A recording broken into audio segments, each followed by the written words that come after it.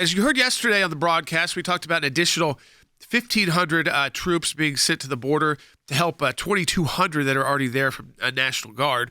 And President Trump has now announced through the administration that we are looking at putting in an additional 10,000 U.S. troops.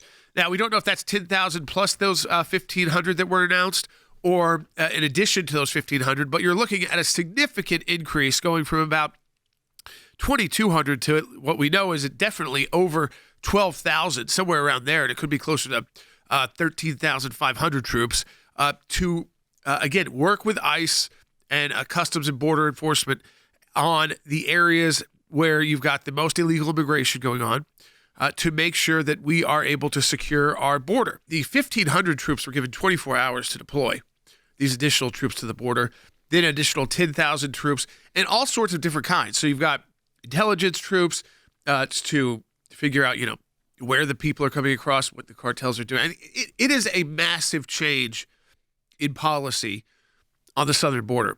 Is it everything? No. Is it a huge start, though, in changing the security of the American people all over the country? Absolutely, because you have to do these things at the same time.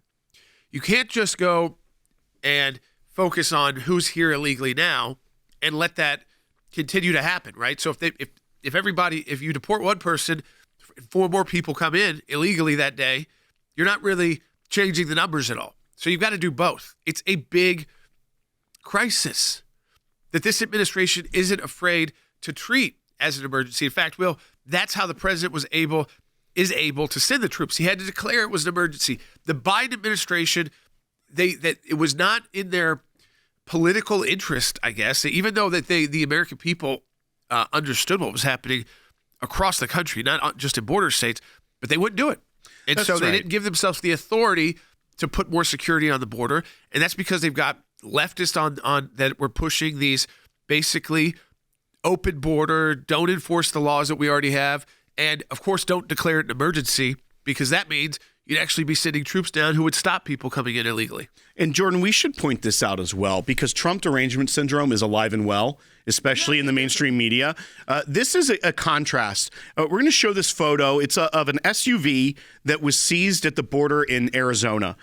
Deputies found 10,000 rounds of 50 BMG ammo and nearly 20,000 rounds of AK-47 rounds. This comes out of a local Fox affiliate there, Fox 10 in Phoenix.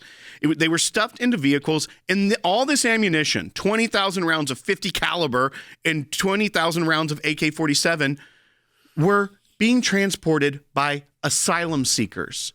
So cartel activity, trying to exploit our asylum laws and processes, that's what's being brought over. That's not being used for anything good. But you know how the New York Times is categorizing a lot of these moves by President Trump? Listen to this headline. How labeling cartels as terrorists could hurt the U.S. economy. The New York Times, the gray lady, is carrying water for cartels because of the Trump administration's actions to try to stop things like massive shipments of high caliber ammunition that will not be used for anything good in this country, but further death and destruction by these terrorist cartels. And the New York Times is trying to say, but it could really hurt the economy. What are they going to say now that he announced the Houthis are back on the list, that it's going to hurt soybean farmers in Iowa?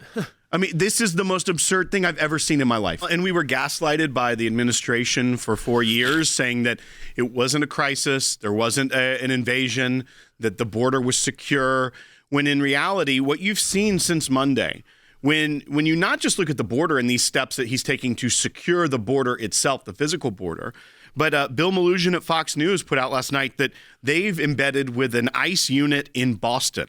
So Northeast America, not anywhere close to the southern border. And they, just in the time they were reporting with them, witnessed 8 arrests, including multiple MS-13 members, Interpol red notices, murder suspects, and a volatile Haitian gang member with 18 convictions in recent years in the United States. And he yelled at the cameras, he ain't going back to Haiti, an expletive about Trump and Biden forever. They also witnessed what they called collateral arrests. that weren't their target arrests of knowing where the violent criminals were, but people that were with the gang members that also were undocumented. So here's what it really shows me. One, about we knew that we were gaslighted by the Biden administration, but it wasn't just that they were incompetent and wouldn't do their job. The fact that ICE this quickly knows exactly where to go. I saw a report that they went to a prison in Colorado and picked up a illegal immigrant who had violent crimes against him that he was serving term for in prison.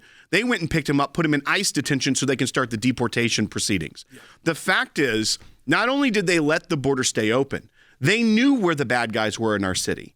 They knew where the people that committed crimes against American citizens, like Laken Riley, who was killed by an illegal immigrant who had charges against him.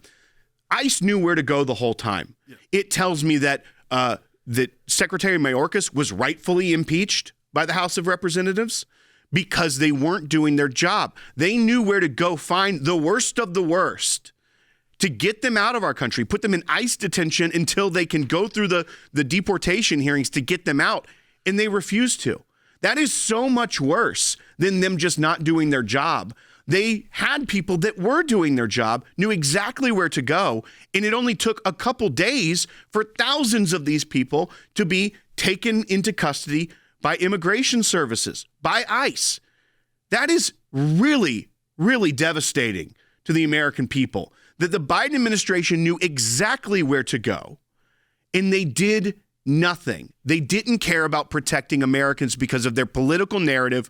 And now you see the left groups like the ACLU filing cases in federal court against the administration, trying to block Trump's expansion of fast-tracking deportations. They're trying to make it take more time when what right now, this isn't, I wouldn't even say this is securing the border phase for President Trump. This is cleaning up the mess that is left to him by the Biden administration.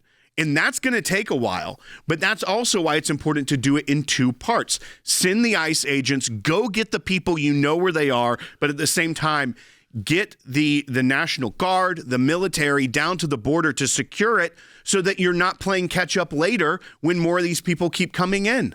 Yeah, I mean, this is, again, folks, what we have to understand here is you've got multi-pronged policies being put in place by, as you said, by as Will said, I mean, this is to kind of clean up and just get you to square one so that you can then start looking at the policies that will really prevent the long-term policies, whether it's building walls in certain areas along the border where it's necessary and utilizing that equipment. That you've got to work with Congress on board.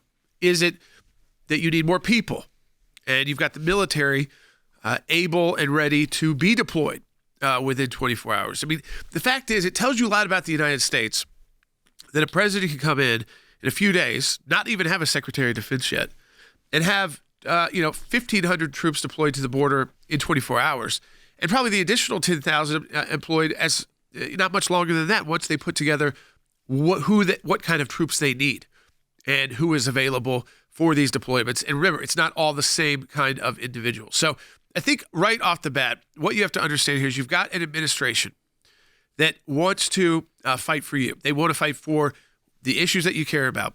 What we have to make sure first is that they get their team in place so that while these announcements are being made and the left is saying, we're going to file the lawsuit here, we're going to file a lawsuit there, that the team is getting in place in Washington, D.C., and that we're getting prepared for what the ACLJ can do in response to it'll be a legal onslaught against most of the policies.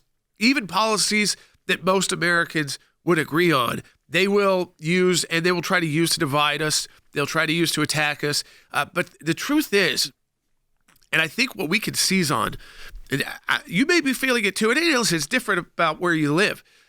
But we know the left has been clear, Will, they've had a tough time energizing their base because President Trump not only came in with more votes, with a popular vote, did better in blue states, even states he didn't win, got a lot more of the vote, got a lot more diversity of the vote.